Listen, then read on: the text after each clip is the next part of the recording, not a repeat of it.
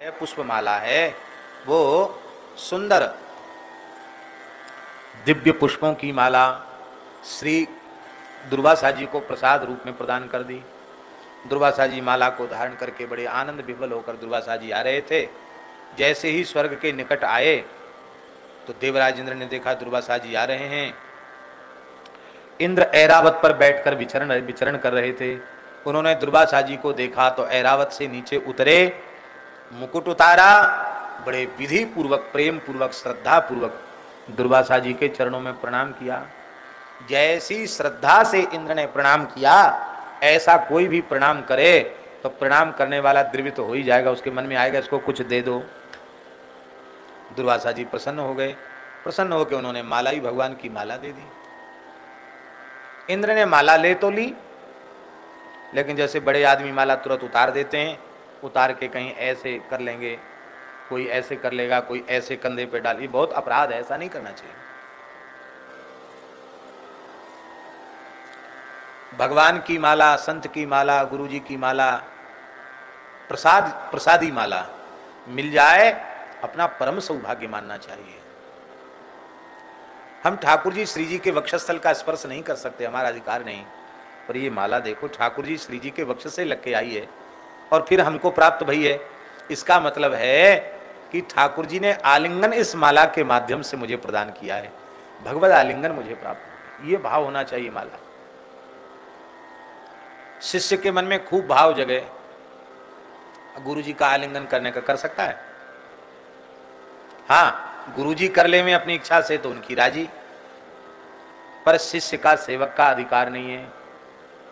पर देखो तो सही, ठाकुर जी ने इसको धारण किया, फिर गुरु जी ने धारण किया, फिर गुरु जी ने दे दिया, तो गुरु जी के वक्ष का स्पर्श हमें प्राप्त हो गया। जो उनके वक्ष पर विहार कर रही थी, आज उसी का स्पर्श हमें प्राप्त हो गया। मानो हरि गुरु दोनों का आलिंगन मुझे मिल गया। भगवान ने आज मुझे अपना लिया, गुरु जी ने आज मुझे अपना लिया, ऐसा भाव होना चाहिए माला के प्रति। और बड़े लोग तो ऐसे ही करते हैं, माला कभी हाथ में लपेट लेंगे, कभी कंधे पे डाल लेंगे, और नहीं होगा तो माला को फिर सजा देंगे गाड़ी पर, वो भी गलत है। गाड़ी पर आपका भाव है तो अमनिया माला सजाओ, पर प्रसादी माला गाड़ी पर नहीं सजानी चाहिए। ऐसे ही लोग करते हैं, प्रसादी माला ही सजाते गाड़ी पर, अपराध है। अब उस समय वैसी गाड़ी तो थी नहीं, ऐरावत ही गाड़ी था इंद्र की, तो इंद्र ने अपने वाहन के ऊपर उसको सजा दिया माला को। ऐसे जैसे ही सजाया, हाथी को लगाई क्या हमारे सिर पे, तुरंत उस अपनी सूंड से उठाया और उठा करके नीचे गिरा दिया और पैर से रौंद दिया। ये भी काम किसके सामने हुआ?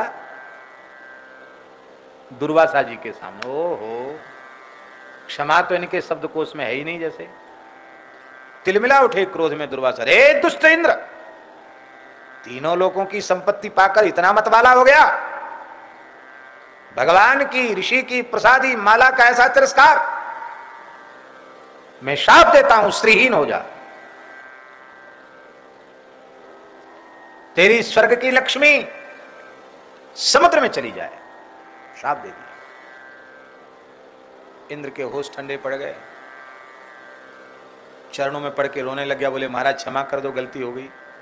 दुर्वासा जी बोले क्षमा क्षमा दूसरे के सामने करना, मेरा परिचय प्राप्त है, क्रोध भट्टारक महामुनि दुर्वासा हूं मैं, दंड देना जानता हूं, क्षमा करना नहीं जानता, भाग यहां से। जो किया वह भोग। इंद्र चला गया, महाराज श्रीहीन हो गया। भगवान पर चढ़ी हुई तुलसी, दुर्वा, बिल्वपत्र, इसको यदि लांघ जाए कोई व्यक्ति भगवान निर्माल्य को, तो लिखा है लंघनात् धरते आयु, लंघनात् धरते यायु, लांघने से आयु नष्ट हो जाती। स्पर्शात् धरते श्रियः, भगवान का निर्माल्य तुलसी बिल्वपत्र माला ये पैर से नीचे दब जाए, कुचल जाए, तो उस व्यक्ति का श्री नाश हो जाता है, संपत्ति का नाश हो, श्रीहीन हो जाता है। इसलिए माला कभी पैर में नहीं आनी चाहिए। इसलिए माला की विधि क्या जानते हैं? नहीं जानते। भगवान की प्रसादी माला प्राप्त भई। अब ये तो छोटी छोटी पतली माला है, मोटी नहीं है। दक्षिण में बड़ी मोटी मोटी मालाएं बनती हैं, वो तो लिपट भी गई है, चलो खुल गई। माला जो है ऐसी पहन, अब भगवान की माला मालूम गले में पड़ गई, अब इसके फूल गिरेंगे, तो उसकी विधि ये है, इस माला को ऐसे उत्तरी में कर लो। इसलिए भारतीय वेशभूषा धारण करो, पैंट पजामा रहेगा तो कहाँ से सुविधा होगी आपके पास? सुविधा हमारे पास धोती है तो सुविधा है, धोती है, दुपट्टा है, गमछा है तो सुविधा है कि नहीं?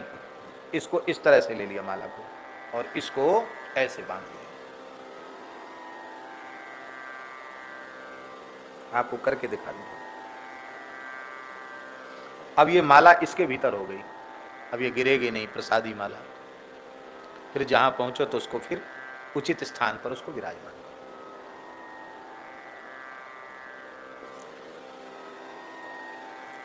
पुष्पदंत जो था, वो जो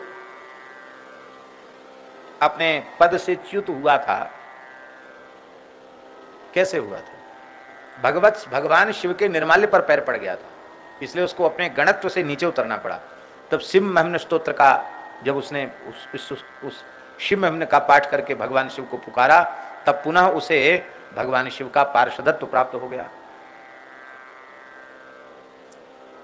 इसलिए माला पुष्प इन पर पैर नहीं पड़ना चाहिए, बहुत ध्यान रखना चाहिए। शिव मंदिरों में प्राय लोग ध्यान नहीं रखते हैं, खूब लोग चढ़ाते हैं, उसी पर पैर रख के चले जाते हैं।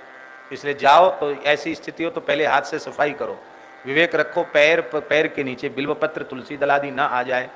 मंदिरों में जाओ, तुलसी दल बिल्वपत्र पड़ा हो, किसी के पैर के नीचे आने की संभावना हो तो तुरंत उसको उठा करके उचित स्थान पर रख दे, पैर के नीचे नहीं आना चाहिए।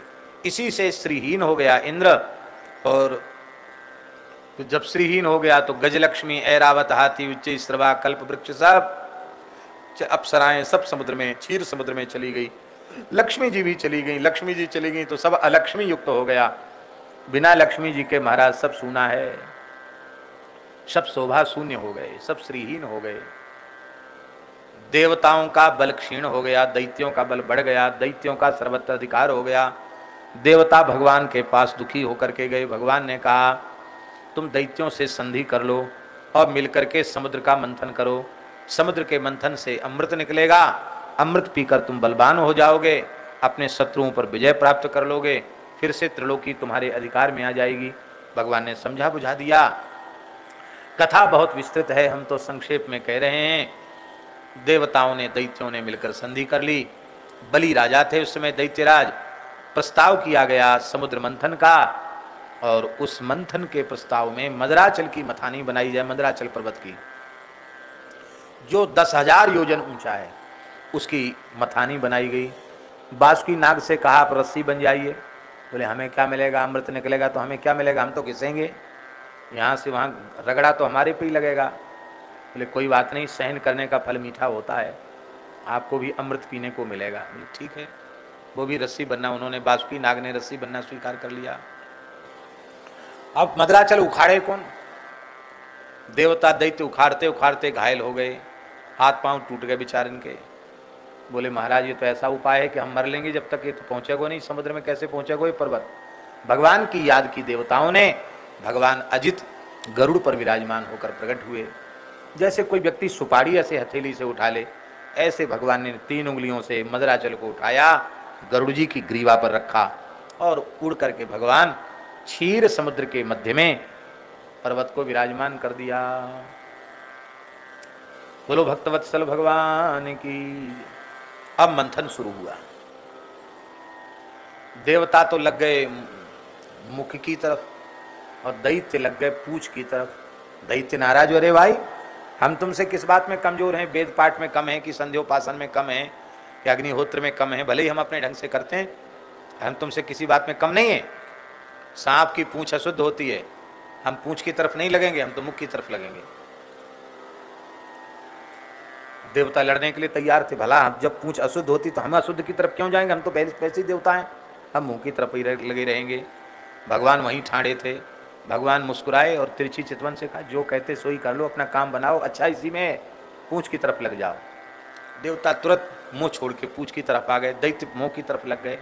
अब जैसी घर्षण